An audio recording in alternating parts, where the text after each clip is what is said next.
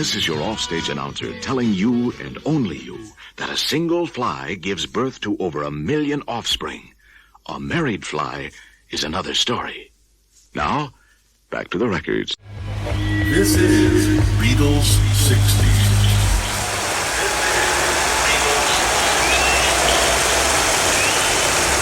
60 years ago today. 60 years ago today. 60 years ago.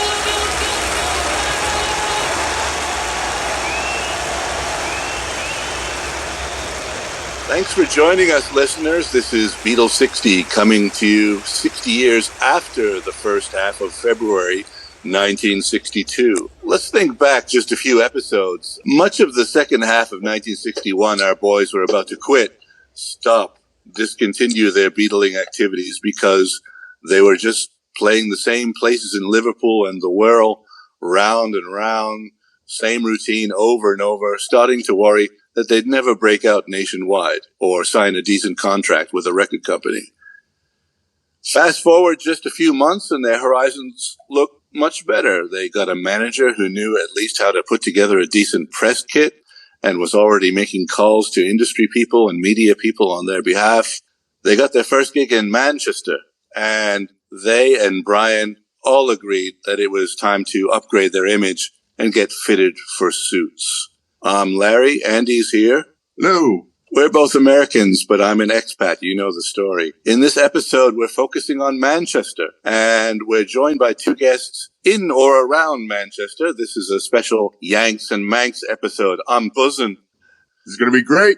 And many of our listeners probably know Steve Bradley, Beatles historian, currently working toward a Master of Arts degree from the University of Liverpool. He's from Cheshire, right next to Manchester. We're also joined by Steve's longtime friend and Manchester radio presenter Phil Salter. Together, they podcast under the name Arrive Without Travelin', and we'll provide a link in the show notes. You all right, guys? Yeah, good, thank you. Hi, guys. Hi, good afternoon or good morning, wherever you are. Hi. I'm so happy you guys are with us today because it's going to be a new view for us. It's early February 1962. Let's start, as usual, with the part of our podcast called Where We Going, Fellas, where we take stock of where they seem to be along their path to the toppermost of the poppermost, not so much using our hindsight, but trying to gauge how the Beatles themselves probably thought they were doing during this point, how they were doing at this point. I said, where are we going, fellas? And they go, to the top, Johnny. And I said, where's that, fellas? And they say, to the toppermost of the poppermost. Right, cheer up. Toppermost, Johnny. When the Beatles were depressed, thinking the group was going nowhere, and this is a shitty deal, and we're in a shitty dressing room. I say, where are we going, fellas? And they go, to the top, Johnny.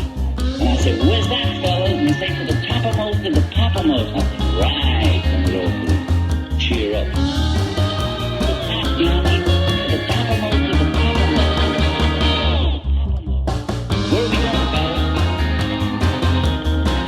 Where are we going, fellas? Where are we going,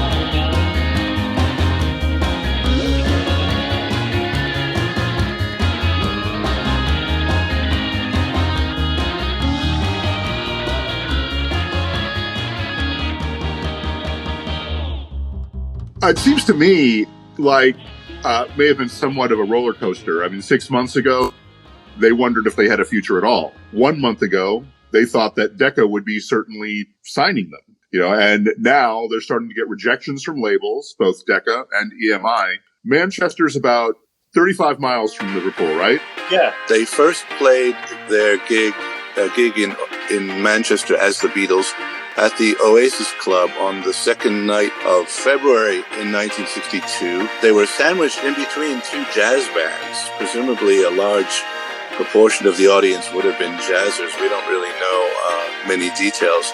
I wonder, though, how the Beatles went over in their leather suits. Do you have an idea of what the mood there was like in early February 62? This gig at the Oasis was the Beatles' first proper, professionally organised gig outside Liverpool and Hamburg. The venue at the time was primarily a jazz venue, like the Cavern. It was just evolving to become more rock and roll and less jazz. So, for example, there wasn't a dance floor there. There was tables and chairs. So the audience would all have been sitting on chairs at tables with a drink to watch the band play on the stage. So there was no dancing. There wasn't the right sort of atmosphere for rock and roll. Also, like the Cavern, it wasn't licensed. There was no alcohol being sold there. So it was just tea and coffee and Coke and maybe a sandwich. So people would go there for a soft drink and a snack. If they wanted a drink, they had to go to the pub next door. Again, similar environment to the Cavern.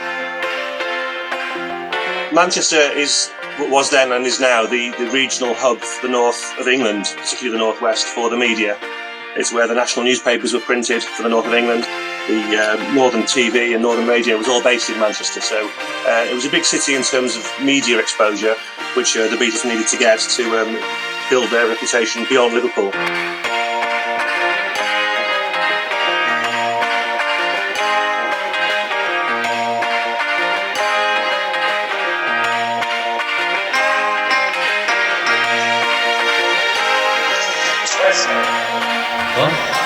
Twisted.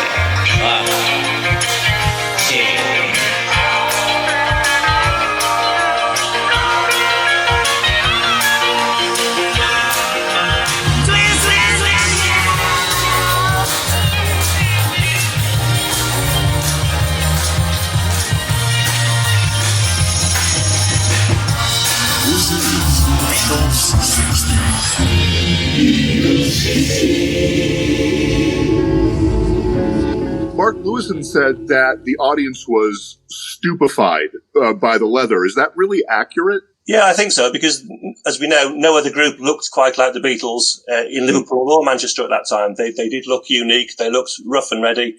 And I think they would have taken the audience by surprise. If you imagine going to a venue where you're going to sit at a table and probably watch a jazz band with a bit of rock and roll, then these four leather-clad rockers come on stage playing loud rock and roll music, it's really going to wake you up. With their hair combed forward. Yeah. So currently on our timeline, they're making their way into Manchester with their first gig as the Beatles in Manchester. And they schedule an audition with the BBC in Manchester. The gig was probably unremarkable. The audition was just an audition. But let's also jump farther into the past and talk about the Quarrymen on Star Search. After that brief coverage of their Manchester past and present, let's free ourselves from our timeline bounds and spend most of the show talking about the Beatles in Manchester in general. And then finally, our guests' experiences growing up in the 60s in Manchester.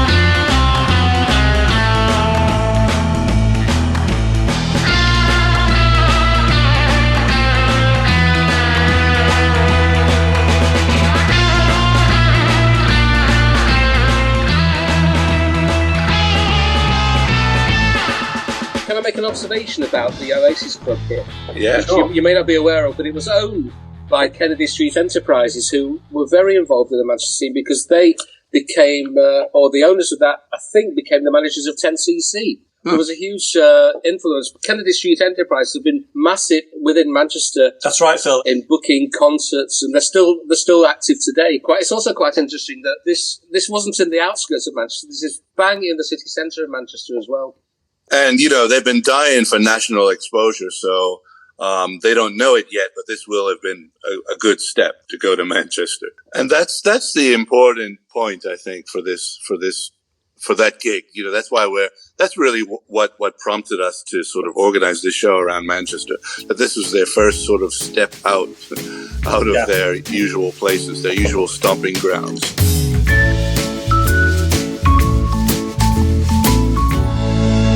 It was a bit similar to Liverpool. It's a bigger city, but it had a music scene, a live music scene, and there'd been a big skiffle craze in Manchester the same way they had in Liverpool in the late 50s, and that had evolved into rock and roll. So it was similar to Liverpool, although Liverpool had a more thriving music scene for its size of population than Manchester. But generally, it was similar. Quite a lot of live music venues, like the Oasis and the Three Coins, and a variety of live music venues.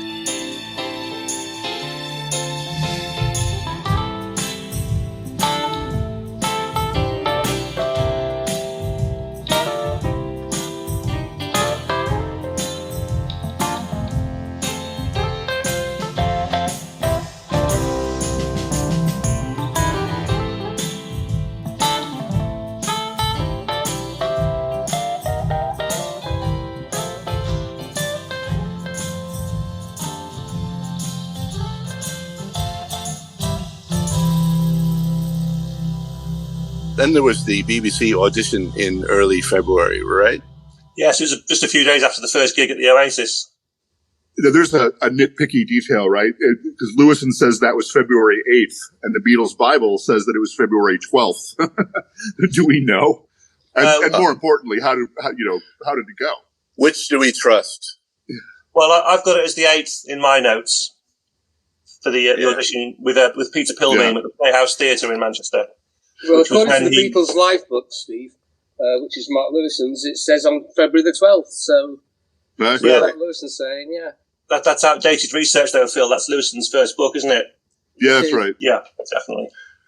Before we jump into the future, let's go back and mention the Quarrymen appearances on Star Search. I don't know anything about that, so. Well, Star Search was kind of a talent competition, right? I mean, groups would compete for a chance to appear on TV. And John, Paul, and George headed to Manchester for the opportunity in November, but there seems to be various versions of what happened. Was it 1958 or 1959? Mark Lewison says 58. The Beatles Bible says 59. There are some details that don't fit with that year, though, including George Harrison had a memory of riding the train to Manchester with Billy Fury, of course, known by his real name of Ronnie Wycherley at that point. But Fury already had singles on the UK charts in 1959, so why would he be doing a talent show that year? And then there's also the Johnny and the Moondogs. They would use that name instead of the Quarrymen, right? And the story about the stolen guitar. What can you guys clear up about all this? Yeah, they went to Manchester a few times for auditions. They went to the Quarrymen in late 1957, where this was the time when they travelled into Manchester for an audition at ABC TV, without realising that it was in Didsbury, which is a suburb of Manchester about 5 miles out from the city centre. So they were short of bus fares to get there. And I don't know if you remember the story, but Paul was short of a bus fare. He wasn't going to have enough money to get home. And he was complaining about this on the bus out to Didsbury, and a stranger put a couple of coins in his hand to pay for his bus fares. Wow. So they got to the audition at ABC, which was at a TV studio. It was actually an old theatre. Then they were sent over the road to a hotel opposite, which is where the auditions were actually going to take place. This is late 1957, probably about October 57. The hotel's still there. It's a pub called the Parswood Hotel. So they had the audition, but they didn't pass it, so they didn't get to be on ABC TV as the Quarrymen, but how different things would have been if they'd been successful. They went back the following year, 1958, for another audition. This was the Johnny and the Moondogs, where it was just John, Paul and George. This was at a venue called the Hippodrome, which no longer exists, but it was in Ardwick in Manchester. This was the time when John didn't have a guitar and he stole one. It's mentioned in the anthology. So they went in with 2 guitars and came out with 3. And then they went back for a third audition in Manchester. But of course, this time John couldn't take the guitar with him in case the original owner spotted it and said, "Hey, that's my guitar." I recall reading this somewhere. Yeah. So he stood between the two of them, each of them left-handed and right-handed. So he must look like a guitar angel with John in the middle. Right. And just a bit of context around this. One of these auditions was won by a duo of Graham Nash and Alan Clark, later of the Hollies. Hollies, yes. And also attending auditions around this time were people like Freddie Garrity, Freddie and the Dreamers, and the Gibb Brothers, who later became the Bee Gees. They were playing skiffle in Manchester around this time too. Freddie and the Dreamers, yeah. An ex of mine, her mother, Freddie and the Dreamers played at her college at Cambridge. And also the Rolling Stones played at her college. I don't know if it was Oxford or Cambridge, one of them, you know. Now, if George is riding next to Billy Fury, it must have been really irritating because Fury's always shaking his legs, you know, keeping George awake. Like, Billy, would you stop shaking your legs? Oh, these are the jokes. Yeah. Boom, boom. Everyone a Maserati.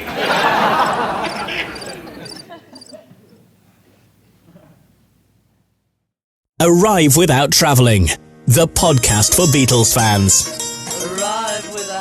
Okay, now we're going to stay in Manchester, but break free of the 60-year-old timeline and look at the city and what it had in store for the Beatles in 1962, 1963, and beyond. I think those 2 years are pretty key, though.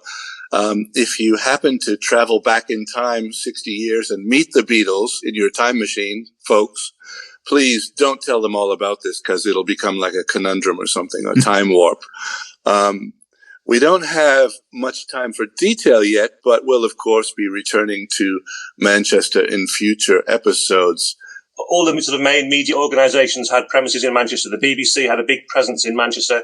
ABC did, and all the newspapers as well. So Manchester was the media capital of the north of England, and I would say still is.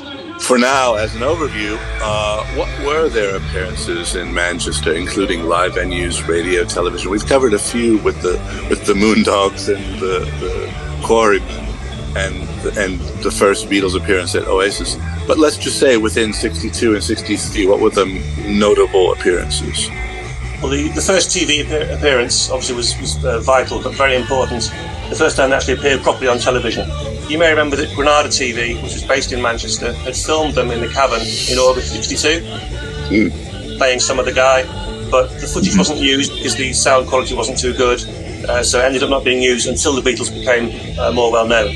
So their first proper TV debut was 17th of October 62 on a local Northwest programme called People and Places. Do you know what the first song the Beatles played on TV was? Ask Me Why? It was Love Me Do, wasn't it? No, it was Some Other Guy. Oh, okay. They played Some Other Guy and then Love Me Do on People and Places, a regional news programme. Sadly, it was played live, so there's no video of it, there's no recording of it, so we haven't seen it, but there are some still photos from the occasion. Then they built up their range of venues for gigs going into 1963. They played a club called the Three Coins. Do you know anything about that, Phil? The Three Coins Club? Whereabouts in Manchester was it, Steve? I think it was Fountain Street. It's not there so anymore. I know the area, but I don't know anything about it. I was only 5, 6, 8 years old at the time, so I wasn't visiting clubs. Okay.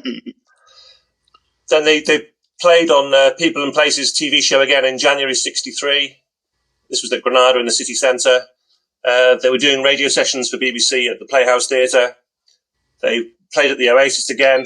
And then May 63 was when they played at the Odeon Cinema in the city centre, which was when they first met Derek Taylor. Taylor lived on the Wirral, but he worked primarily for the Daily Express, and he was their sort of arts reviewer. So he was reviewing theatre shows and films and live music and so on. So it was for a national paper that was printed in Manchester for the north of England. They sent him to review the Beatles show at the Odeon Cinema in Manchester. This was May 63. That was when he met them and then started to form a friendship with them. And, of course, he gave them a really good review. That's what I was going to ask, too, is like when they actually met him. And I guess that's where it was. Yeah. That's it. Odeon. And, of course, at this time, they met a lot of reporters, a lot of reviewers who review them either good or bad and report the story as they saw it. But they liked Taylor. They warmed to him.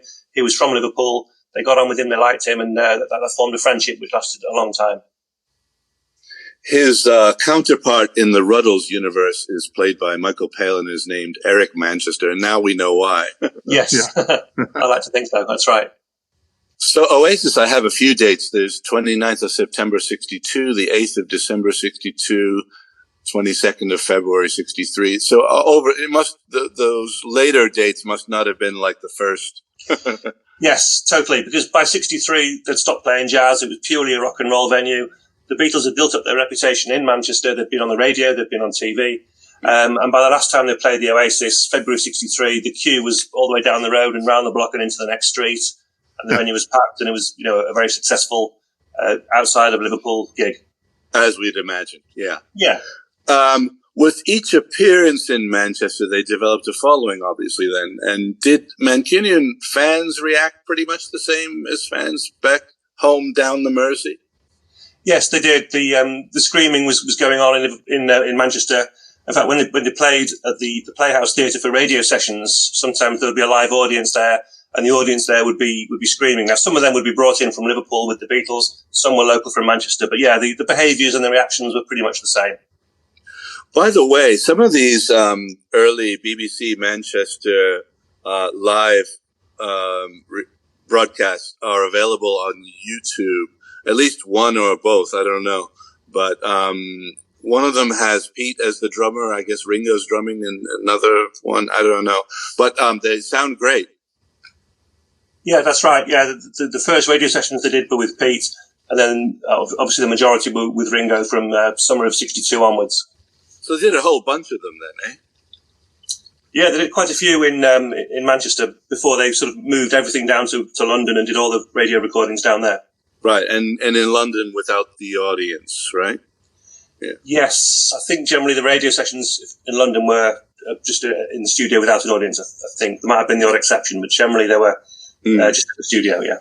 Did you know that the River Mersey starts in Manchester? It runs through some of the districts of South Manchester, including Didsbury that we mentioned before, where they went to the ABC audition.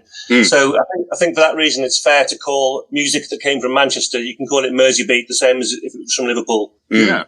Because the Mersey River originates and starts in the Manchester area. The other thing I wanted to mention about Manchester was I see it as a stepping stone between Liverpool and London. They'd already made it in Liverpool. They were very successful, very popular in Liverpool. And on their journey to being successful in London, they had to sort of go via Manchester.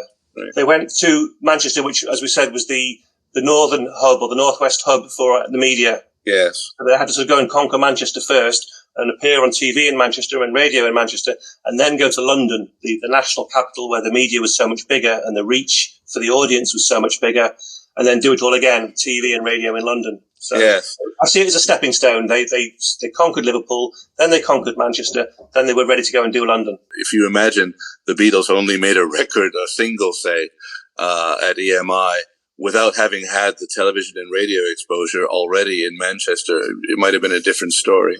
Yes, hard to say.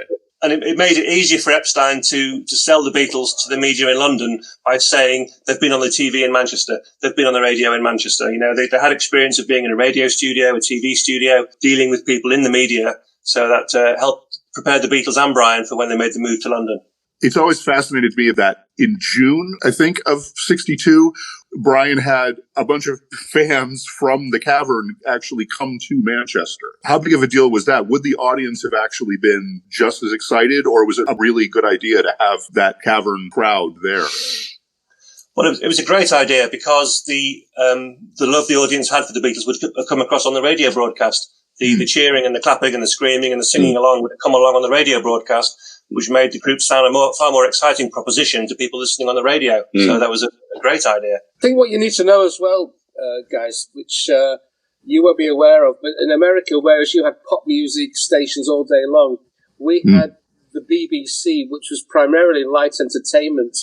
And I think apart from the top 20 being played on a Sunday, we had a program called Saturday Club on a Saturday morning, which was 2 hours long from memory. I was 6 years old. I'm not exactly sure. I think it was a couple of hours long.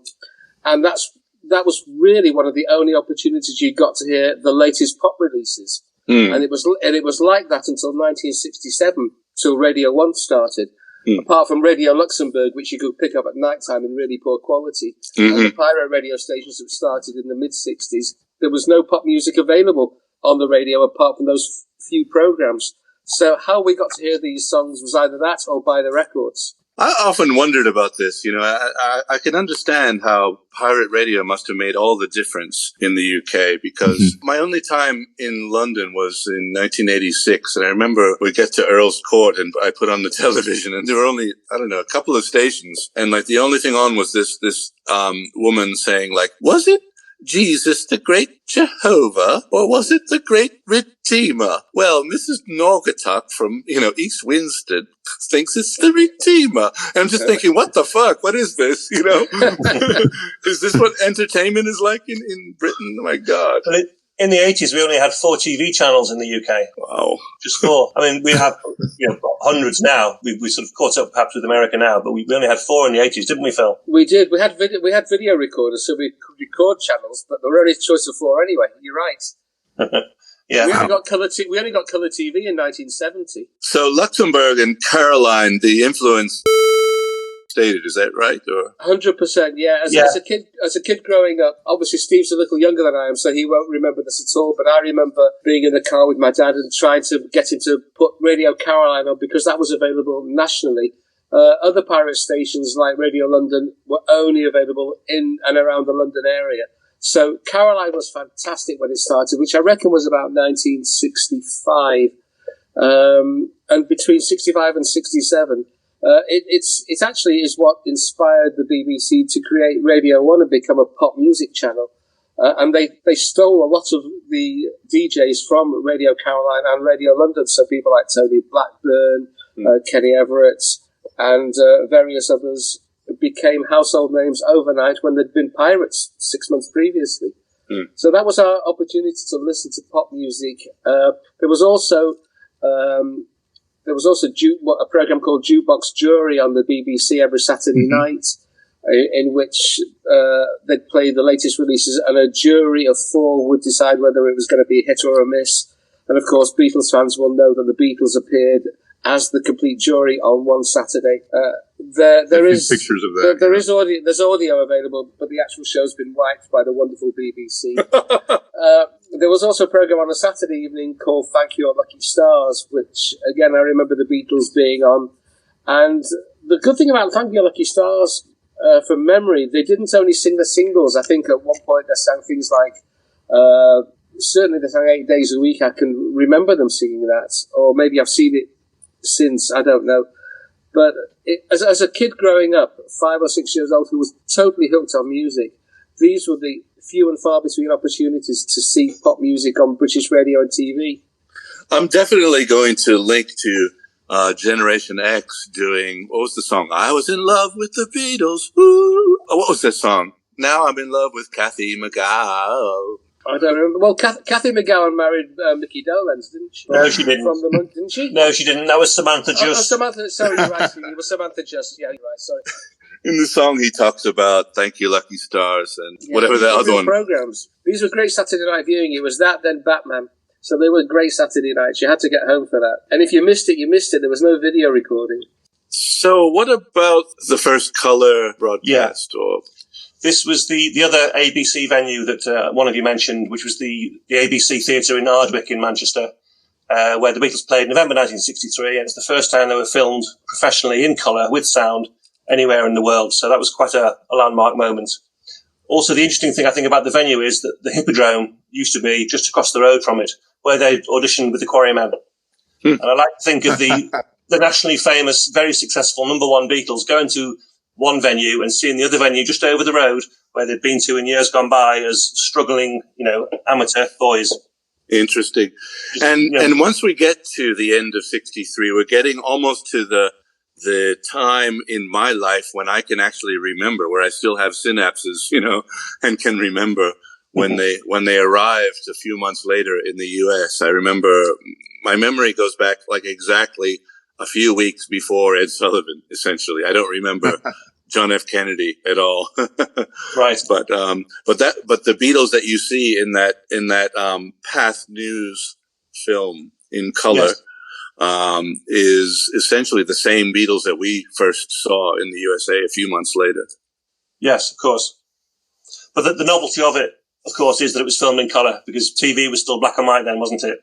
Yeah. It was a newsreel film to be shown in cinemas, and that's the first colour film of the Beatles. So it's very captures some very exciting footage. And I think, as Phil mentioned, the venue is still there. It's still one of the main theatre venues in Manchester for live music. So its story is continuing. And I have seen Paul McCartney there live. Well, I saw Paul McCartney at what was then the Apollo, which we're talking about, the ABC Ardwick. But when I saw him in 1979 with Wings, it had turned into the Apollo. And after the show, I decided, or a few of us decided, we'd go back to a local hotel, which was called the Piccadilly Hotel, because they had a restaurant there. So it was something to do afterwards. We went back there, not knowing that Paul McCartney was actually staying there. And while we were eating, we heard like a commotion in the reception area. So dashed outside, and the whole of Wings were standing there, being surrounded by people. So I managed to get an autograph from Paul, and then after I'd got that, I realised, that might be the only time I got to see him. So I remember touching his leather jacket, touching his back, and then sort of moving away. But then found myself chatting to Linda for a few minutes because nobody was really talking to her. They were all interested in Paul. Right. So she was lovely. That's my memory of Linda. She was absolutely fabulous and really nice. And it was a great end to a brilliant evening. She was very accommodating, very chatty, just very normal. That's what I remember about it. Just very ordinary, just chatting about whatever. I can't remember what, long time ago. But, I don't think we were talking sort of Beatles, just, what was going on. But just that memory of being there is a great memory to have. Absolutely.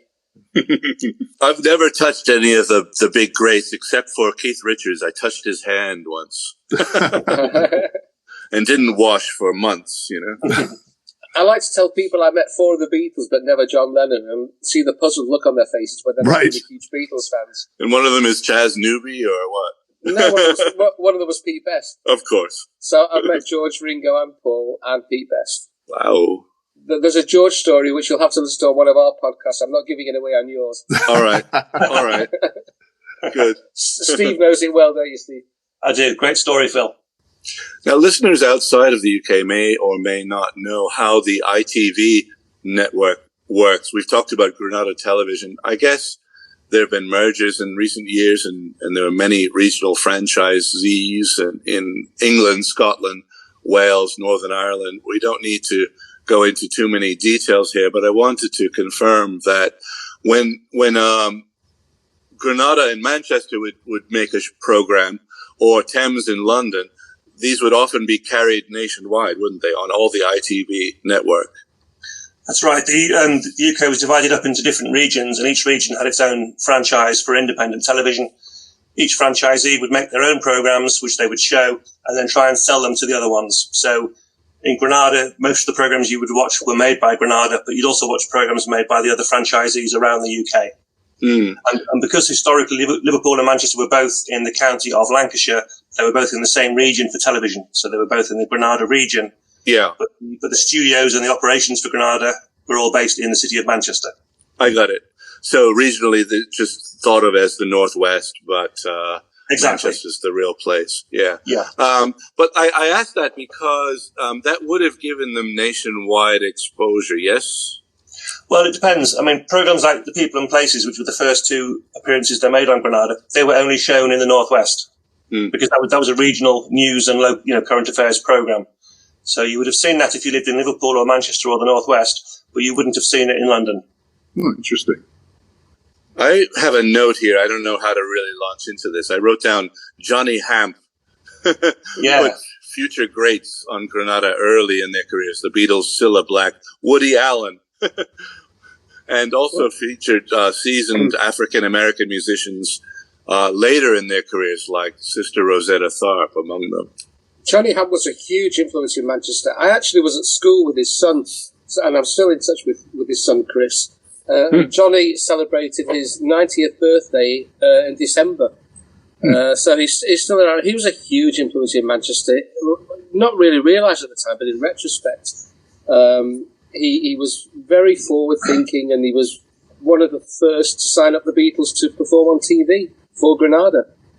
He was just innovative, I think. He created a TV show in the 70s, bringing a lot of comedians onto the TV that had never been seen on TV before. And it was a huge, huge hit.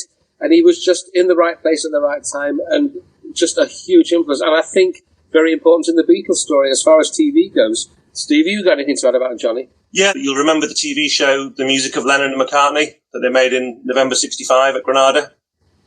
Do you remember that at all? I do, of course I remember, yeah. It's still been, you can still see that, can't you? Yeah, where all different artists were doing their versions of Beatles songs. Oh, yeah. Larry and Andy, are you familiar with it? Maybe. Yeah, I've seen it, but not, it hasn't been a lot of it. People like Cilla Black were on it, Peter Sellers was on it, I think.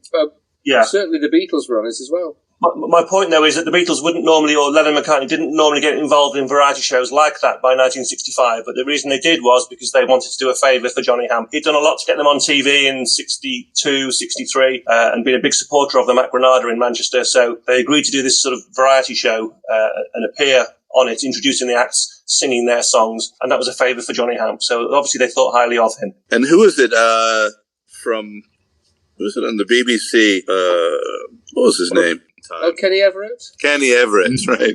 Yeah. Kenny Everett started life as a pirate radio DJ, but took radio to a completely different level in that he did lots of pre-recording, he did lots of his own jingles, he sang his own jingles. Kenny Everett was a radio pioneer and an absolute genius. And if you've never heard his radio work, look it up because it's absolutely fantastic. I think most Americans don't know Kenny Everett. I only learned about him a few years ago. See, and I always forget his name. He was, I think, Radio London. I think that's where, or Radio Caroline. One of the, I'm not quite sure, but Kenny Everett was a Liverpudlian, and that was his first thing. His real name was Maurice Cole. He actually became very friendly with the Beatles, I think because he was Liverpudlian. I think he was invited to go on tour to the States with them, and that's how he became very friendly with them. He used to have this little feature on his program, which was absolutely fantastic. If you can recall, the Beatles stereo albums had the vocals in one channel, and Kenny Everett used to do a little segment on his show called Sing Along with the Beatles, where he would just play the instrumental bit, so you could sing along at home with it. And he would sometimes sing along himself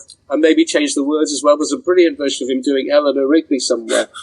It's worth digging out any of Kenny Everett's radio stuff. It's absolutely fantastic. And then he became a big TV star in the 80s and 90s, doing his own TV show. But radio was his primary entrance into the world of showbiz. Kenny Everett once did a show on our local radio station in Manchester in around about 1979, I think.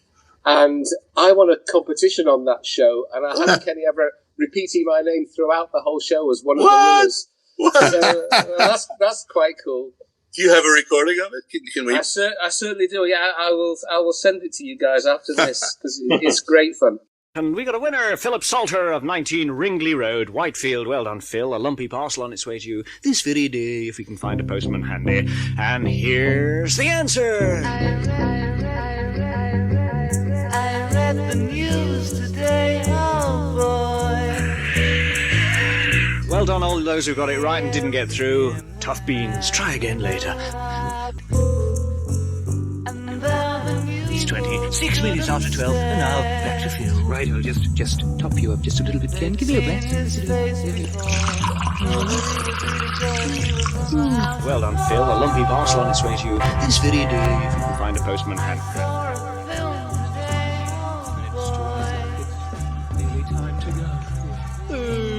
It's been such fun.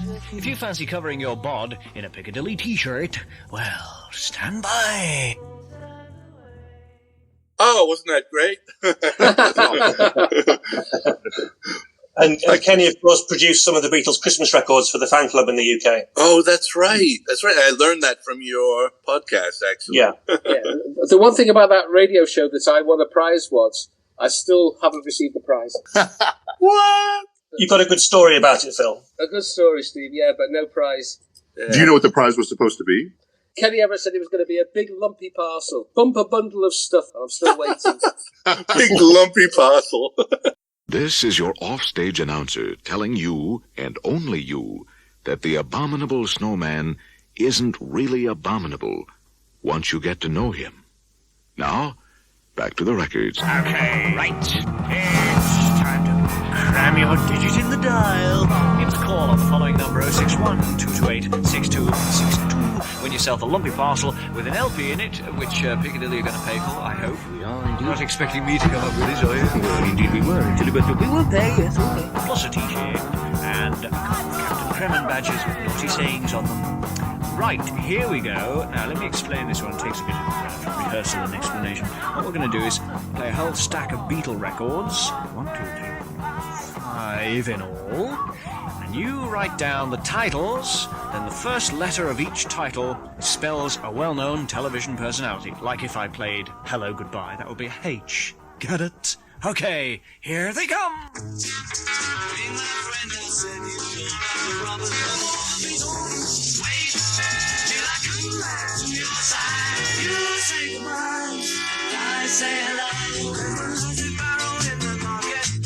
Okay, that was it. If you've got all those down, look at the first letter of each title and it spells somebody awfully famous who's on every week, okay? We'll give you a little while to sort that out. Hello, Carol. God, you're clever. Carol Moody of 34 Dorrington Road, Sale in Cheshire. Very hot stuff. She guessed that all this bunch... Dr. Robert, Roll Over Beethoven, Wait, Hello, Goodbye, and Obla-dee Obla-da. All bung together spells Doctor Who. Congratulations, Carol. Lots of lumpy things on their way to you, so stand by your letterbox. And you guessed, of course, it was DRWHO, Doctor Who. And there's a new album come out with the theme on it. You know, the one that goes like this.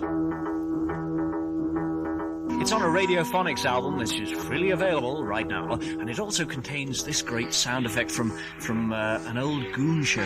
Do you remember Blood Knock's stomach?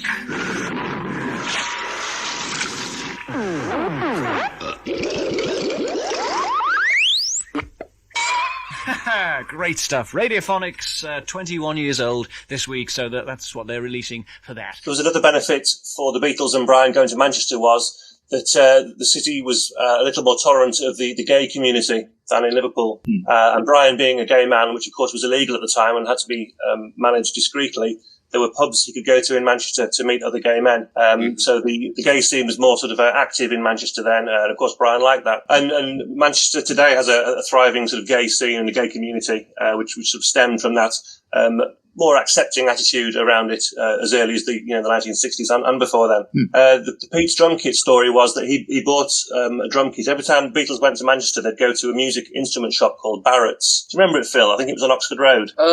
Vaguely, yes. In the 60s it was, yeah. So the Beatles would always go and look at the instruments in Barrett's shop, and I know Pete bought a drum kit from there. And then one time the Beatles were playing a gig in Manchester, and Mal, by now, was working for them, and he turned up with all the equipment except the microphones. They had for a gig. Absolutely terrified, because he knew when the Beatles and Neil arrived, Neil Aspinall was going to shout at him and John Lennon was going to shout at him because they had no microphones. So Mal, in a panic, rang Barrett's music shop and said, explain what the predicament was. And they said, don't worry, we'll bring you some microphones down. So Barrett's shop saved the day, went to the venue and delivered some microphones, or loaned some microphones to Mal that he could use for the Beatles gig. The same shop which loaned a guitar to George. Do you know the story about when his Gretsch guitar had a fault and it went into the shop for repair, and he borrowed a Maton Master Sound guitar? This was, I think, May 63. So George borrowed the guitar for the gig in Manchester, but I think by the next day his guitar had been repaired and fixed, the Gretsch. But he decided to hold on to the Maton a bit longer because he quite liked it. So he played it for a few gigs in the summer of 63, including Margate, a couple of gigs in Liverpool, the last ever gig at the Cavern, and a trip to Guernsey. So he played it quite a few gigs over that summer. Then it got returned back to the shop, Barrett's in Manchester, and it was traded by a local guitarist called Roy Barber. He swapped his Fender Stratocaster for this Maton, and he was told that George Harrison had borrowed it. It then turned up at auction in New York in 2015 and sold for $485,000. Holy shit. And since then it's sold again for $650,000. Wow. So that's what happened to the Maton guitar that George borrowed from Barrett's shop in Manchester. Wow. What is it called? A Maton? Maton, M-A-T-O-N, a Maton guitar. Maton. So if you look at some pictures of George playing live summer of 63, you'll see him playing this different guitar, not the usual Gretsch that he normally played around that time. Oh, yeah. So, what about the music scene? We talked about the Hollies. Who else from Manchester? Freddie and the Dreamers. Freddie and the Dreamers, Wayne Fontana and the Mindbenders. Game of Love, remember that? No. But I do remember Hermits. Did Hermits come from Manchester? Yeah, they did. Yeah, Peter Noone had been a Beatles fan. He went to see the Beatles play live in Manchester when they played in a marquee in a park in Manchester in 1963. That was Abbotsfield Park in Urmston, and Peter Noone was in the audience for that one. And unfortunately for me, they're a little bit younger, and so I always think of Manchester as being the place where all of those bands came out of. Of course. I mean, you being a goth, Andy, you must have been into Joy Division. Joy Division is, legendary for me, yeah. One of the big names in Manchester that you've missed out, really, very important, is Graham Gouldman. He was a huge songwriting talent in Manchester. My brother-in-law is actually his cousin, so I've met Graham a few times. And I used to go to the football. I used to go to see Manchester United early in the 70s, and got to live with Graham's dad. So he was later in 10cc, of course. Oh, okay. I was thinking, like, who is this Graham person? In the 60s, he was a songwriter, mostly writing songs for other people, wasn't he, Phil? Yeah, he wrote lots of hits for the Hollies. He wrote Bus Stop. He wrote what else? No Milk Today for Herman's Hermits, and various. His dad was a playwright and a very nice guy, and his mum only passed away a few years ago, aged 100. So, history of Manchester, but Graham Goodman is a major player in the Manchester music scene. And he formed 10cc with Eric Stewart, who later worked with Paul McCartney. So Bus Stop, that's like Bus Stop, that's the one, under my umbrella. Okay, that's the one, yeah. Wow. All these people who, like, think about it, right? In our brains, we're all carrying around, millions of us are carrying around the same tunes and lyrics, slightly misunderstood, most of us probably, but still carrying them around. So even though I didn't know his name, I knew he affected me somehow, Yeah. That I have a synapse made by him somewhere in my brain, Interesting. So another person, obviously, in Manchester would have been Elkie Brooks, and her brother Tony was the drummer in Billy J. Kramer and the Dakotas. So another connection between Manchester and Liverpool there. Now, I know, Phil, you're just 3 years older than me, and Steve, I don't know your age, actually. Do you mind? Is it rude? I'm 53. I was born in 68, so I'm a second-generation fan. Oh, you're really young. Okay, yeah. And Thank you. It's not often I'm called really young. Thank you. I'll take that. You're the youngest of our group here, I think. Andy, you were born in 64. Well, you know my story, right? I was born on the day the Beatles played Ed Sullivan. And I remember it. And that's right. I once told the story in a group of friends in Boston, like, my earliest memories, I was just before the Beatles came and played Ed Sullivan. And my sister had this French EP from the Odeon label a few weeks before. I remember I took it and played it on my little Bozo the Clown record player that made for little kiddies, and I played Till There Was You over and over and over. And then my friend Kathy said, "Oh my God, I feel so old." She said about the Sullivan show. She said, "I had a dinner party that night." So there. Let's see. What else have we got? What do we got? Yeah. So what about later in the 80s? You guys don't talk about that. I mean, you had such a great scene there with the Fall and the Buzzcocks and Joy Division. You guys were just busy doing other stuff then, or? No, I was a follower of that sort of era. I was working in Manchester City Centre, sort of late 80s, early 90s, and there was gigs on every week of great bands or bands that certainly were well known in Britain. Yeah. Do you know the Stone Roses? Yeah. God, yes. Happy Mondays. Oh yes. Jane, I mean, hell yeah. You might want to mention Oasis. New Order. Of course. Who, Phil? Oasis. Oasis. That was a bit later. Yeah, that was 94 onwards, wasn't it? That on was record, 90s, anyway. Yeah, true. Yeah. Yeah, no, Manchester became huge in the 80s. Of course, the Smiths, yeah. Yeah. I was probably a little bit old to appreciate that music, and I always felt it didn't quite connect with me. Especially bands like The Fall and Joy Division. I like New Order, and I enjoyed some of the Smiths, although I could never quite understand why people thought they were the new Beatles, because I thought most of their stuff sounded the same as each other. So I'll probably be lynched for that comment, but... I'm miserable now. Yeah. What was good for me, like, in the Midwest, in the U.S., most of those bands, with the exception of Oasis, who was obviously huge, we had to search those bands out. I mean, Joy Division, that was like going out and finding, information about a great band that no one else knew about in the States, The first time that Joy Division played in Boston, Ian had just hanged himself like the week before or something. So they arrived and nobody understood. I didn't go to that gig, but others who went to the underground saw a New Order. It wasn't like explained or anything. Something I find strange, and I've said it to Steve before now, is that, there's the USA and there's the UK. And I would say 95% of all the rock bands and the groups and the pop stars have come from those two countries over the years. Yeah. Where else? Maybe a couple from Australia. There's ABBA from Sweden.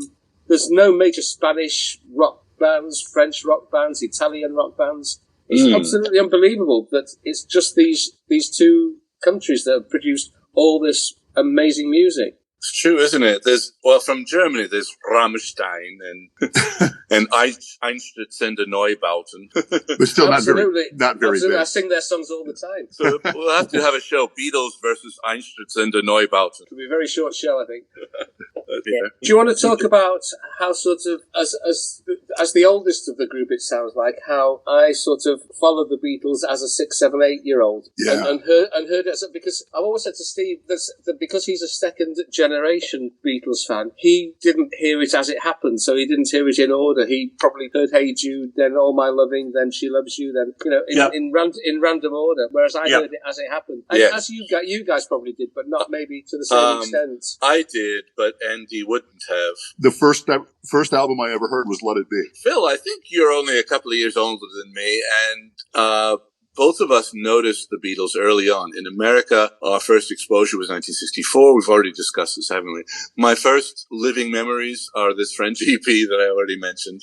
And it was a few weeks before they landed at JFK Airport, are my actual first memories. So I'm basically, of all the people who remember seeing their first appearance on Ed Sullivan, I would be among the youngest Americans, just old enough to have enough brain power to remember it. I was only 3 years and 3 months old. I can remember the first Beatles record I received would have been "She Loves You." Definitely, that's the first Beatles record I got for myself. Although I'd heard and seen from a family and a group of friends who lived across the road, they had the With the Beatles album, which you guys in America didn't have. Certainly, I can remember "All My Loving" on that one and just being hooked by that, and then seeing them on the TV. So my first record I received would have been "She Loves You." The second one I received was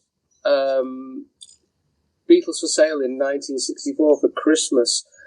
And within 2 or 3 weeks, it was my brother's birthday, and I remember miming to George singing "Everybody Wants to Be My Baby." It was my favourite track on the album at the time. It isn't anymore. And growing up, I had a Beatle wig, I had a guitar, I had a Beatle Ringo drum. And another story which I mentioned to you, Rance, the other day when we chatted, was that our family had a lampshade, a lamp manufacturing business, and we produced some Beatles lampshades in the mid-60s, in probably 64, looking at them. They produced late 63, early 64, and we sold those to another company who then put them on lamps and distributed them around the UK. We sold them for about the equivalent of 20 cents. And I've seen them on eBay now for around $300, so I wish I still had some. So then growing up, from 65, I remember going to the cinema to see Help. I remember going to see Hard Day's Night in 64. What else would I have done? I remember getting the Help album and noticing when I got it home, we had the stereo copy, and noticing the difference between stereo and mono. And that was my first introduction to there may be some differences going on here, which I hadn't heard before. I got Revolver in 66, I got Pepper in 67, White Album in 68, because it was too expensive. EMI Studios. I had to buy my own records again, growing up from then onwards. And eventually in the mid-70s, got all the Beatles albums for myself, although I had heard them. So that was my experience growing up, receiving the Beatles. I mean, it's obviously bigger than that, and watching them on telly, but I saw it as it happened. And so for me, when I heard Strawberry Fields, it was just, oh, this is good. You know, I didn't realise as an 8 or 9-year-old how mind-bogglingly brilliant it was.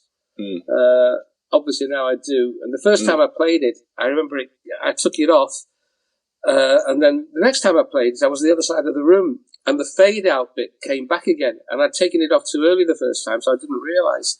It was odd to realise later that people hadn't heard the Beatles like we did. You know, I think maybe we just accepted it for what it was. Certainly younger people, maybe sort of the press and everybody realised what was going on. Exactly, And as 7, 8, 9-year-olds, we just put Pepper on and thought, this is a great album. It's different, but we didn't think, hey, what the heck have they done? Yeah, I just took it for granted as well, all the way through. Yeah. And like, it never occurred to me that the group that I latched onto when they had only one album when I was 3, would go on to be the group all through the 60s. You know, it never occurred to me how interesting that is, that I didn't latch on to, I don't know, Herb Albert instead, or, you know. And we never knew we'd be talking about it 50 and 60 years later. Yeah. Unbelievable. No one imagined that then, did they? No. And Phil, I was talking with Phil the other day. You were saying how funny it is. Here we are. We're now much, much older than they were, you know, and they were just kids, and we're still talking about them. That's what I said to you, wasn't it? That basically we're talking about the work and achievements of 20-something kids, and in no other field of anything would we be discussing the work of a 20-year-old. It wouldn't be interesting. Maybe sport only, yeah. Yeah, but I think if you think about it, yeah, maybe sport, but if you think about all the great musicians, think about Bowie, think about Zeppelin, think about the Stones, any band, The Who, any band you care to mention, by the time they got to their 30s, their best work was done. Mm. Yeah, and maybe it's the excitement of youth or whatever. But these guys produced something that you went wow about. I mean, I haven't heard a record that's made me go wow for a long time. Andy, you said that it's just that they've always been there, and they're just sort of. Well, I mean, because my experience was, you know, I was, you know, in one of those households where I was not allowed to listen to rock music. And I started sneaking it when I was about 10 years old, you know, listening to the AM radio when my parents weren't around. Yeah, that was 74. And so at that point, for me, when I started figuring out that there was this band called the Beatles, they had broken up 4 years before that, you know, and I was listening to Elton John and Ringo Starr, you know, and Paul, you know, and then finding out, oh, Paul and Ringo, they were in a band before. Hey, you know, of course I was only 10 at the time, but yeah. And so in the last almost 50 years, they're just there. They're just like, they're part of my brain. Steve, what's your Beatles story, your origin story with the Beatles? Well, I was growing up in the 70s and gradually sort of from being given records from people who'd bought them in the 60s, from Wings being around, from seeing Yellow Submarine on TV. The first record I ever bought was Mull of Kintyre. So I was growing up through the 70s and gradually appreciating and learning more and more about the Beatles and their history. And then when John died, I was 12. And from that point, there was no looking back. I was reading books, reading magazine articles, collecting records, and gradually getting more and more into it. And I've been fascinated ever since. You guys were getting into it right when I was getting out of it, in a way. I kind of became, I didn't dislike the Beatles, but I sort of just started turning toward all the post-punk stuff and had a band of my own. So I was so busy making my own music and doing my own gigs. Go ahead. Yeah, the great thing about it is you can always go back to it, can't you? Yeah, so I've found that you have times in life when you're busy with other things and you perhaps leave the Beatles alone a little bit, but it's always there for you. You can always go back to it. The music's there, the books, the films, and so on. So it can be a hobby for life if you want. The only thing I missed was all the books, basically. Most of the literature was from the period when I was sort of absent, you know. So I'm like Rip Van Winkle. Now I get on Facebook and there's all these old men with huge collections of, 1,000 Beatle books or whatever, taking photos of them for some reason, I only have 80. Yeah. There's certainly more activity than there are for other bands like Pink Floyd or the Stones or Elvis. There's a lot more people engaged more regularly with Beatles social media than there are for other bands, from what I've seen. And then with this latest film, that's I'm like the only person in the world who hasn't seen it, But it doesn't feel like you're following a group that split up 50 years ago. It feels like you're following a contemporary group because there's always something going on. The Get Back documentary and Paul's lyrics books, there's always something new coming out and a new way of appreciating and understanding and enjoying the story. Or milking the fans, if you want to look at it that way. Milking and bilking the fans. Boom, boom! Everyone a Maserati! If I recall, the TV series Life on Mars was set in Manchester in the early 70s. Did you guys notice that, and was it interesting for you? Yeah, it was, yes. A lot of it was filmed in Stockport, which is just not far from where I live, as well as Manchester. And it was. I enjoyed that. It was a good series. And I listen to your podcast all the time. Didn't you guys meet around... when did you meet? In the 80s? 8:30 in the morning it was. It was? It was a Thursday. Yeah, it was. We met in the queue for the first ever Beatles CDs. We're not sure who was first in the queue, whether it was Steve or me. I think it was you, Phil. And I think it was you, Steve, so I don't know. Okay, we'll call it a draw. It's like twins, which was the firstborn twin, you know? The reason we became friendly was because we were there for the second release of the Beatles CDs as well, and that's when we sort of hit it off the second time. You know, the first time was just chatting, second time was, this is becoming serious now. Yeah. We have to stop meeting like this. Absolutely, yeah. And we still meet up and chat about the Beatles now. It's all we talk about, isn't it, Steve? Yep. It's the important thing to talk about. I think you mentioned Mark Bolan. Right. His show, wasn't that on Granada also? Yeah, that was filmed at Granada in Manchester. The Bay City Rollers had a show filmed at Granada in Manchester as well. Shang-a-lang. Shang-a-lang. I'm pretending I never watched that. But you did, didn't you? Yeah. And I also watched the Mark Bolan thing, and the very last show he had David Bowie on. Yeah, I've seen that. What was it? What did they do? From memory, they did a jam to finish off with, which was faded early because I think it was broadcast live, if I'm not wrong. Didn't Mark fall off the stage? There is a possibility of that happening, yeah. And I think Bowie did Heroes from memory. Yeah. And then I think 3 weeks. In fact, I think that show was actually shown after Mark Bolan. It can't have been broadcast live. I think it was shown after Mark Bolan died because it was all around the same time. Right. We have to wrap this up. Big thanks to our guest. Please subscribe to Arrive Without Traveling podcast, or link to your blog, which links to the... Yeah, thank you. And so thank you, Phil and Steve. That were meant that. Andy. Get out of here. Thank you, Larry. Thank you, Andy. Thank you guys so much. Thank you both. I'm sure there's a lot of editing you need to do there.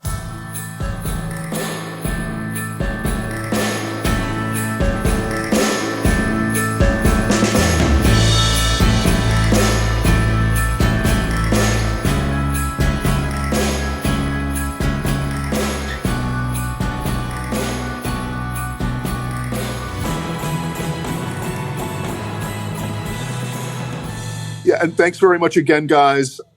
We'll provide links to the things that we've discussed, as Larry already said, including Arrive Without Traveling podcast, the blog, and as usual, we've got the Bar Me Beatle blog, the Beatles60 blog, YouTube clips, and so on. All those links will be there. You don't need to wait 2 weeks to continue following the 60 years ago timeline, because there are things happening every day in the Beatles60 community. My Twitter account link in the show notes. Also Facebook. And if you're a Facebook user, check out the daily posts at It Was 60 Years Ago Today and at Barmy Old Codger. And again, one more thanks to Steve and Phil, Arrive Without Traveling. Please stay healthy, everyone, and be safe.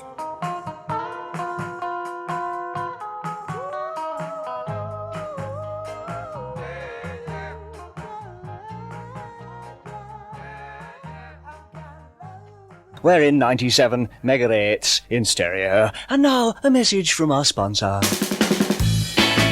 This is Brian, or Epi, as the boys are fond of calling me. And I hope you've enjoyed today's episode of Beatles60.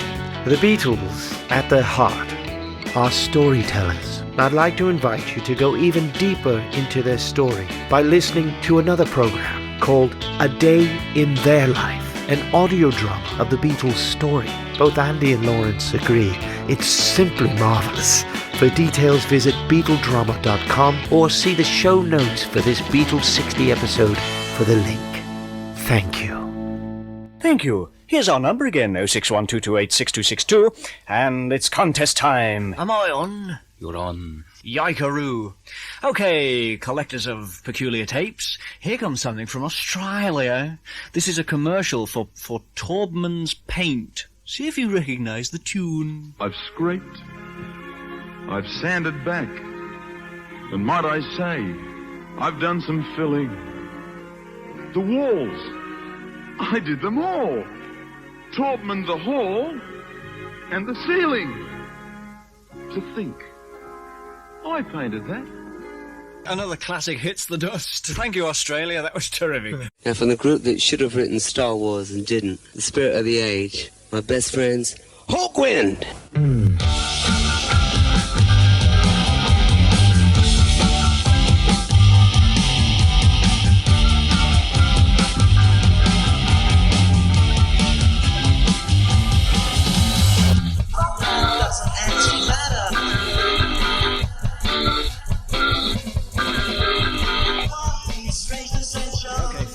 Sit back, Phil. Okay, Phil, sit back, Phil.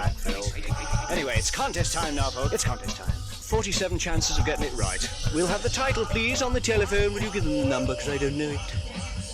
Fade yourself up first. It's 061 228 6262. 061 228 6262. Shall we have a tune? I knew it was something with numbers in. Right. Here's our number again, 061-228-6262, and it's contest time. Here's the first inch of an awfully well-known oldie. What is it? Hula Who, and by who? Ring us now and win a prizey pool. Well done, Phil. A bundle of prizes on its way. We've got millions of contests today, and monster prizes. What are we giving away today, Phil? We're giving away this, that, and maybe a bit of the other. Hello, Kenny Everett here, and that other bloke, what's his name, Buster Gut. And the time on Cuddly Piccadilly. Oh, sorry.